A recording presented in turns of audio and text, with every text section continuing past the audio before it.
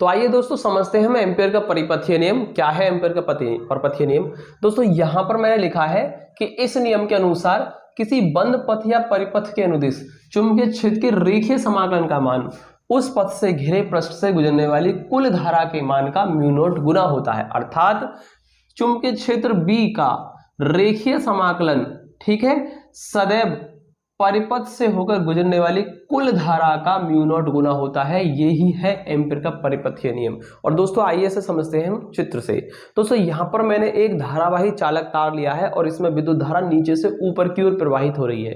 ठीक है दोस्तों, जब इसमें विद्युत धारा प्रवाहित हो रही होगी तो इसके चारों ओर एक चुंबकीय क्षेत्र आ जाएगा। मान लीजिए वो चुंबकीय क्षेत्र कितना है, बी है। अब दोस्तों यहां पर मैंने इसके चारों ओर एक बंद पृष्ठ खींच दिया है, क्योंकि एम्पीयर का परिपथीय नियम सदैव बंद पृष्ठ के लिए लगता है, इसलिए मैंने यहां पर एक बंद पृष्ठ खींच दिया है। और दोस्तों यदि इस चुंबकीय क्षेत्र का इस बंद परिपथ अर्थात हम कह सकते हैं चुंबकीय क्षेत्र का रेखीय समाकलन अगर हम कर दें तो वो सदैव इस पथ से होकर गुजरने वाली कुल धारा का म्यू नॉट गुना आता है। यही है एम्पीयर का परिपथीय नियम। ठीक है, और आइए यहां पर हम समझते हैं कि म्यू नॉट क्या है। म्यू नॉट क्या है, निर्वात की चुंबकशीलता है। आई थिंक आपको इतना समझ में आया होगा। तो ये है एम्पीयर का परिपथीय नियम, जिसको हम इस प्रकार से लिख सकते हैं। आइए अब हम करते हैं इसकी उत्पत्ति की यह कहां से आता है। तो यहां लेते हैं हम इसकी उत्पत्ति। तो देखिए करते हैं उत्पत्ति।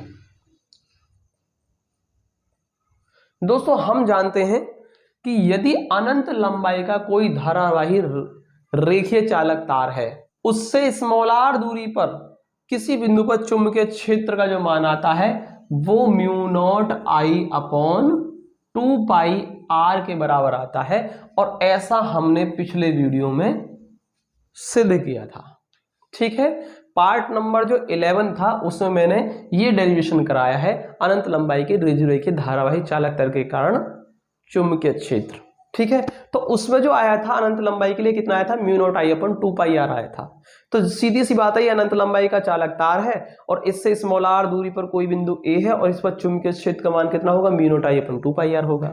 ठीक है, चलिए इसके बाद अब हम देखते हैं कि integration B vector dot DL vector अर्थात चुंबकीय क्षेत्र का रेखीय समाकलन ये म्यू नॉट आई नेट के बराबर कैसे हो जाता है। तो देखिए उत्पत्ति में हम क्या करेंगे, सबसे पहले इसका एलएचएस लेंगे। हम क्या लेंगे, integration B vector dot DL vector का मान निकालेंगे, जो कि देखिए कितना होगा, integration B vector dot DL vector को हम बी डीएल कॉस थीटा लिख सकते हैं। ठीक है, परंतु हम क्या जानते हैं यहां पर थीटा का मान होगा 0। थीटा 0 क्यों होगा, क्योंकि बी वेक्टर और डीएल वेक्टर एक ही दिशा में है, अर्थात यहां पर इनके बीच में एंगल जो होगा वो 0 होगा। तो इसीलिए हम क्या कर देते हैं, यहां से इंटीग्रेशन बी डीएल और cos 0 हो जाएगा ये, और cos 0 का मान 1 होता है। अर्थात यहां से हम देख पा रहे हैं कि इंटीग्रेशन b और dl हो जाएगा, cos 0 का मान 1 हो जाएगा। अब दोस्तों यहां से हम b को कर देते हैं बाहर, कांस्टेंट है, इंटीग्रेशन dl हो गया।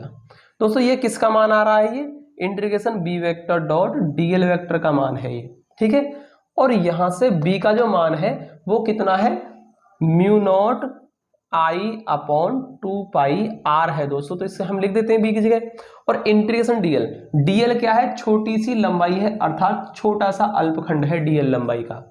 और इसका हो रहा है इंटीग्रेशन, मतलब कि ये पूरा, ठीक है, ये पूरा पथ आ जाएगा, अर्थात परिधि के बराबर होगा ये। तो इसलिए हम क्या कर देते हैं, परिधि, और परिधि होती है इसकी 2 पाई आर के बराबर, और 2 पाई आर से 2 पाई आर कैंसिल हो जाएगा। और दोस्तों जो हमारा बच के आएगा, integration B vector dot DL vector का जो मान आया है वो कितना आ गया, म्यू नॉट आई के बराबर आ गया। कितना आ गया, म्यू नॉट आई। और दोस्तों ये जो आई धारा है इससे गुजरने वाली कुल धारा है, इसलिए मैं इसको आई नेट लिख सकता हूं, अर्थात ये कुल धारा को प्रदर्शित कर रहा है।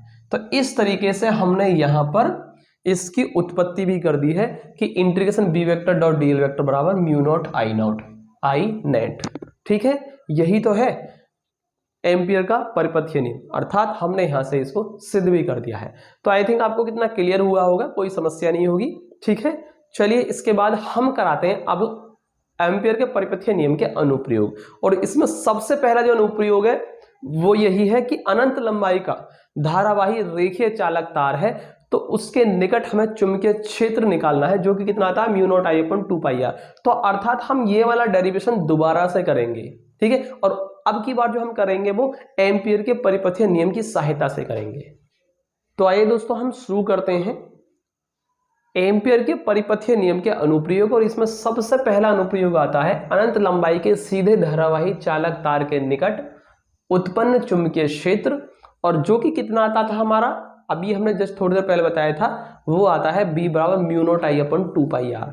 अर्थात इसी डेरिवेशन को हम आज करेंगे एम्पियर के परिपथीय नियम की सहायता से। तो सबसे पहले हमने देख ली यहां पर क्या लिया है, एक अनंत लंबाई का धारावाही चालक तार लिया है, और इसमें विद्युत धारा जो प्रवाहित हो रही है नीचे से ऊपर की ओर आई धारा प्रवाहित हो रही है। अब दोस्तों हम जानते हैं कि ये जो एम्पियर का परिपथीय नियम लगता है सदैव एक बंद पृष्ठ के लिए लगता है। तो दोस्तों मैंने इसके चारों ओर एक बंद पृष्ठ खींच दिया है, जो कि कैसा है, वृत्ताकार है, ठीक है। एक वृत्ताकार बंद पृष्ठ खींच दिया है मैंने, ये रहा, ठीक है। अब इसका केंद्र मान लीजिए ये है P बिंदु, ठीक है, और इससे स्मॉल r दूरी पर, ये है स्मॉल r दूरी, इस पर मैंने एक बिंदु ले लिया है A।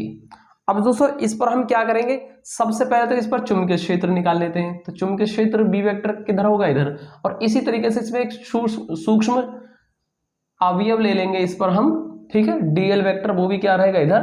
अर्थात यहां पर जो इनके बीच में जो एंगल आ गया वो कितना आ गया, 0 आ गया। यानी B वेक्टर और dl वेक्टर के बीच में जो एंगल है वो कितना रहेगा, 0 रहेगा, ठीक है। तो अब हम क्या करेंगे, एम्पियर के परिपथीय नियम से हम निकालेंगे चुंबकीय क्षेत्र का मान, ठीक है। तो देखिए सबसे पहले क्या करेंगे, हम integration B vector dot dl vector का मान निकालेंगे हम फिगर की हेल्प से।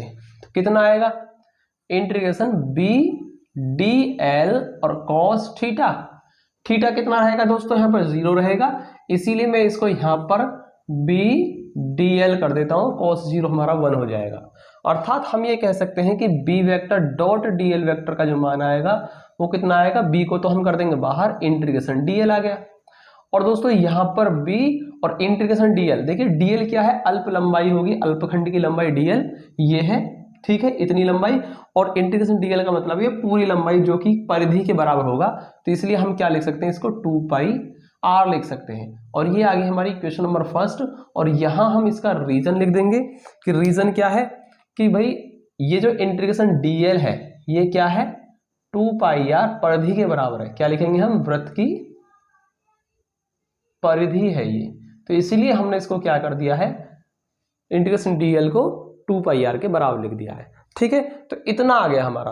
परंतु हम क्या जानते हैं, हम जो निकालना चाह रहे हैं ना चुंबकीय क्षेत्र, वो किससे निकालना चाह रहे हैं, एम्पियर के परिपथीय नियम से। तो यहां हम एम्पियर के परिपथीय नियम लेंगे तो क्या होता है, परंतु एम्पियर के परिपथीय नियम से, क्या है एम्पियर का परिपथीय नियम, कि integration B vector dot dl vector जो होता है सदैव म्यू नॉट आई नेट के बराबर होता है। नेट धारा मतलब कुल धारा आई, ठीक है, ये होता है हमारा इक्वेशन नंबर सेकंड।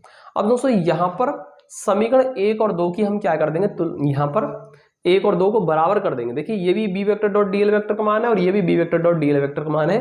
तो अगर इनके LHS बराबर तो RHS भी क्या होंगे, बराबर होंगे। तो हम यहाँ लिखेंगे समीकरण 1 व 2 से, समीकरण 1 व 2 से, और 1 और 2 से हम इनको बराबर कर देंगे। अर्थात B इंटू 2 पाई R जो होगा दोस्तों वो म्यू नॉट आई नेट के बराबर होगा, ठीक है। और आई नेट मतलब कुल धारा का मान कितना है, आई है। तो आप अगर इसको चाहें तो खाली आई भी लिख सकते हैं, क्योंकि कुल धारा का मान ही मैंने आई लिया है, ठीक है।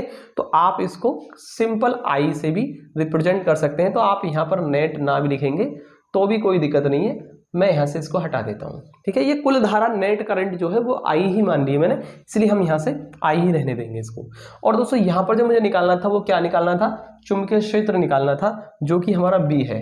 तो यहाँ से B का मान कितना आ जाएगा, ये म्यू नॉट आई अपॉन क्या आ जाएगा, नीचे आ जाएगा 2 पाई R। और दोस्तों यही होता है अनंत लंबाई के धारावाही सीधे चालक तार द्वारा उत्पन्न चुंबकीय क्षेत्र का व्यंजक। तो B बराबर mu naught I upon 2πr। I think आपको इतना समझ में आया होगा। तो मैंने ये जो डेरिवेशन था पहले मैंने क्या किया था, पार्ट नंबर 11 में काफी लेंथी कराया था मैंने आपको, ठीक है। और उसमें विशेष स्थितियों में θ1 φ1 और φ2 का मान मैंने 90 लेकर के ये सॉल्व कराया था, तब इतना आया था। और यहां एम्पियर के परिपथीय नियम से कितना सिंपल तरीके से निकल जाता है। तो दोस्तों यहां से एम्पियर का पहला जो अनुप्रयोग है यहाँ कंप्लीट होता है, ठीक है। आज हमने आपको एम्पियर का परिपथीय नियम क्या है वो समझाया है और उसको सिद्ध भी करके दिखाया, उत्पत्ति की, और उसके बाद एम्पियर के परिपथीय नियम का पहला अनुप्रयोग भी यहां पर हमने कर दिया है। और दोस्तों इसके बाद इसके दो अनुप्रयोग और हैं। एक परिनालिका के भीतर चुंबकीय क्षेत्र निकालना है और फिर उसके बाद हमें एक टोरॉइड लेंगे, टोरॉइड के अंदर भी चुंबकीय क्षेत्र निकालना है। तो अभी आपके दो अनुप्रयोग और बाकी हैं। पहला अनुप्रयोग आपने कर लिया और ये इंपॉर्टेंट है, आप इसको जरूर कर लें, ठीक है दोस्तों। तो वीडियो अगर आपको अच्छा लगा हो तो लाइक करें वीडियो को। मिलते हैं अगले वीडियो में, तब तक के लिए जय हिंद, वंदे मातरम।